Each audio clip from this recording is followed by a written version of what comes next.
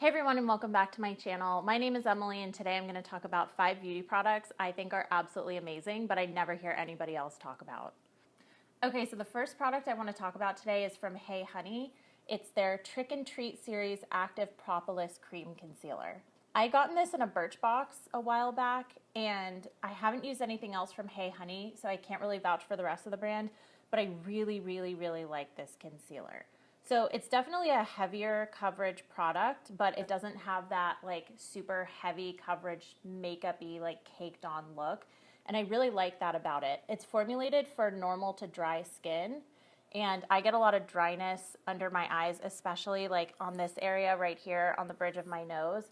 So if I want to use a heavy coverage concealer, most of them aren't formulated for dry skin. And so they exacerbate all of the texture right here on the inner corner of my eye. But this one doesn't do that, so this is really a really exciting discovery for me. The one big gripe I have about this product is that when I was looking online, it appeared to only come in this one color, like a color that would work for my skin tone, but they don't make any darker colors. Like it's just kind of like a one color fits all, but one color doesn't fit all. So I wish they made it in different colors so everybody could try it. Okay, the second product I wanted to mention is from Clinique. It's their Almost Powder Makeup. Obviously, I really like this product. This is actually my second pan of it. I completely used one up.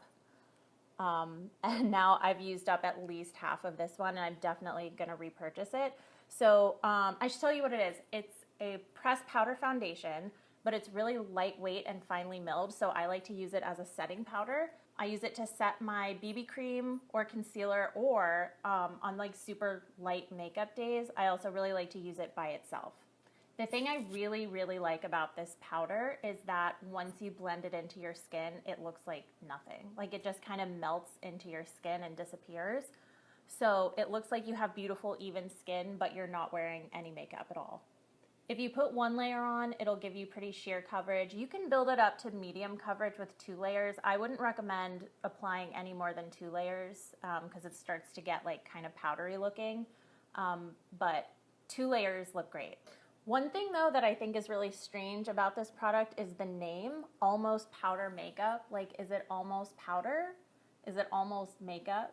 Because I think it's both powder and makeup.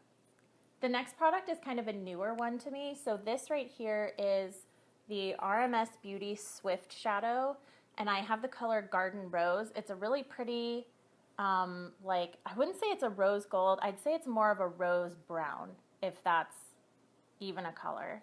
I think it's a color. Rose brown it's gonna be a color now.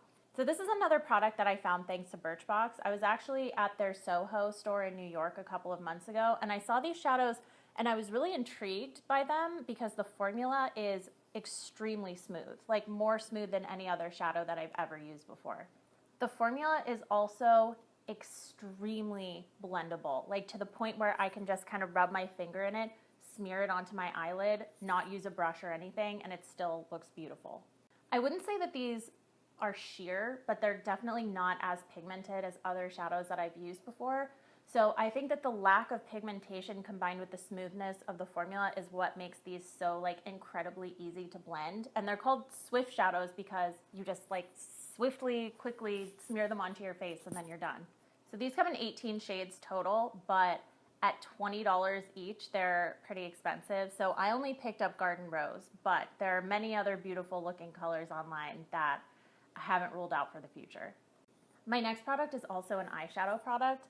This is the e.l.f. Cosmetics Smudge Pot. This is literally the best cream eyeshadow I've ever used, and it's $3. I've used so many cream eyeshadows before. I've used the $8 Maybelline Color Tattoos.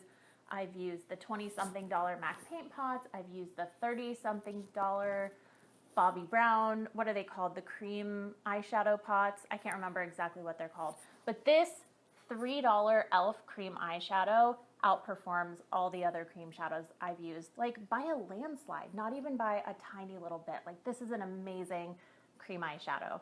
It's so pigmented, so unbelievably pigmented. It goes on the lid and it looks metallic, and you don't have to use a powder shadow on top of it, But if you want to get a more intense look, you can use a powder shadow on top of it, and that'll make your look last even longer. It's super blendable. It dries down to a beautiful metallic finish that doesn't budge all day.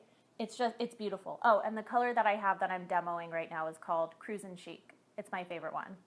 Okay, and the last product I'm going to mention today is the Lorac Front of the Line Pro Liquid Liner.